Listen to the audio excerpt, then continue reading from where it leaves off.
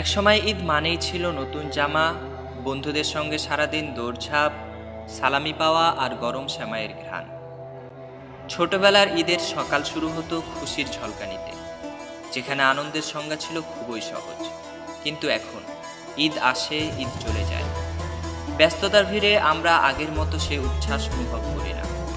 এখন ঈদের সকাল মানে ফোনের স্ক্রিনে শুভেচ্ছা বার্তা পাঠানো, ট্রাফিক জ্যামে আটকে থাকা আর ঈদের দিনের আগের রাত পর্যন্ত অফিসের কাজ সামলানো। কিন্তু আজও তো আকাশে একই রোদ, রাস্তায় ছোটদের একই উচ্ছ্বাস। তাহলে সেই ঈদের আনন্দ হারালো কোথায়?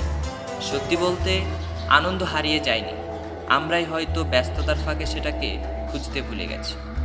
এই ঈদে চেষ্টা করুন ছোট ছোট মুহূর্তগুলো উপভোগ করতে, পরিবারের সঙ্গে সময় কাটাতে, কাছের মানুষদের হাসিতে সামিল হতে।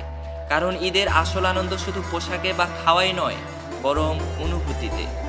আপনার ছোটবেলার ঈদের কোনো মজার স্মৃতি থাকলে কমেন্টে শেয়ার করতে ভুলবেন না।